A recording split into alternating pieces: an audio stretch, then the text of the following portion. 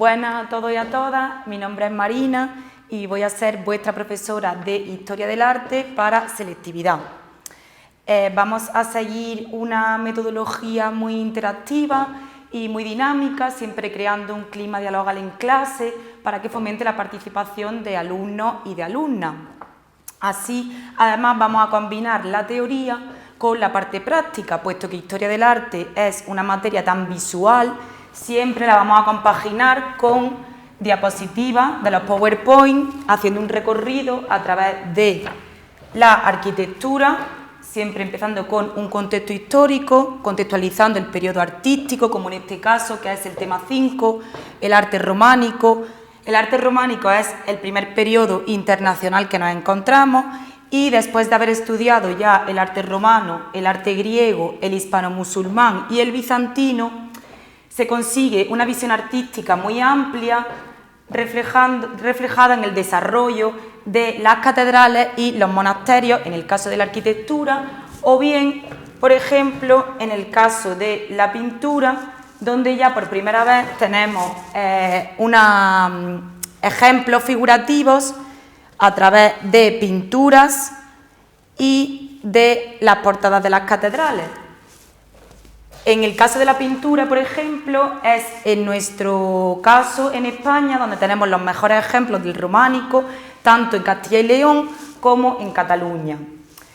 La dinámica de las clases siempre va a ser centrada en mis explicaciones, combinada, como he dicho, con los PowerPoint, y después vamos a dejar siempre unos minutos de clase donde comentaremos algunas imágenes.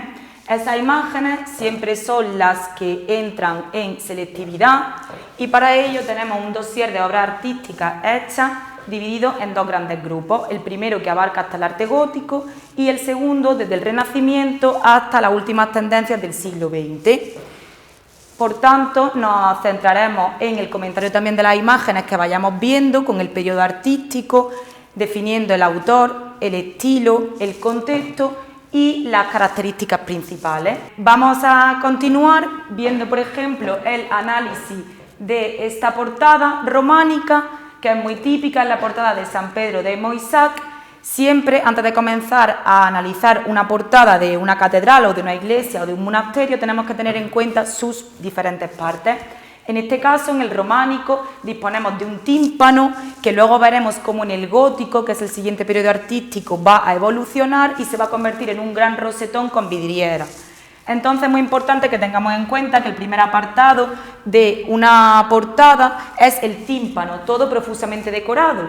A esa decoración tan recargada se le conoce como horror vacui, que significa miedo al vacío. El siguiente elemento que tenemos bajo el tímpano es el parteluz, que siempre suele estar dedicado al santo principal, por ejemplo en la Catedral de Santiago de Compostela, que es muy característica, también un ejemplo aquí de nuestro país, aparece el apóstol Santiago, ¿vale? En este caso lo tenemos dedicado a San Pedro y Moissac y sería, como hemos dicho, el parteluz. A ambos lados del parteluz tenemos las jambas, que suelen estar también decoradas con figuras escultóricas de temas secundarios, bien de la lujuria, del pecado o los profetas y santos menores. Y seguidamente tenemos en los laterales también alegorías, ¿vale?, de la lujuria, de la avaricia y del Antiguo y del Nuevo Testamento.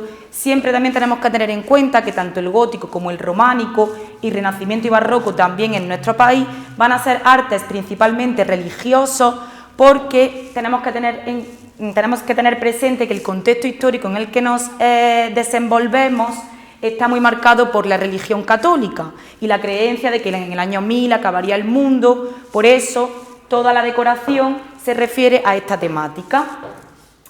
Vale, siguiendo un poco con esa decoración del tímpano, ya de forma más pormenorizada, vemos que está dedicado al Pantocrátor, que es el Cristo majestático, omnipresente, y siempre se repite la misma simbología. Vamos a encontrar el tetramorfos, ¿vale? Lo tenemos aquí, que es el símbolo de los cuatro evangelistas, tetra de cuatro y morfos de forma, que siempre aparecen con la forma de animales, el águila, el ángel, el toro y el caballo, ¿vale?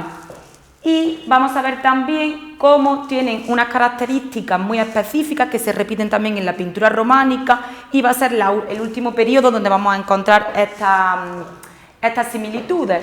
Por ejemplo, presenta un antinaturalismo, eso quiere decir que las figuras son muy rígidas y eráticas, que no tienen naturalidad. Bien, pues esto sería un ejemplo del comentario de esta obra arquitectónica. Así vamos a seguir esta metodología para la asignatura de Historia del Arte de selectividad en la Academia Puerta Real.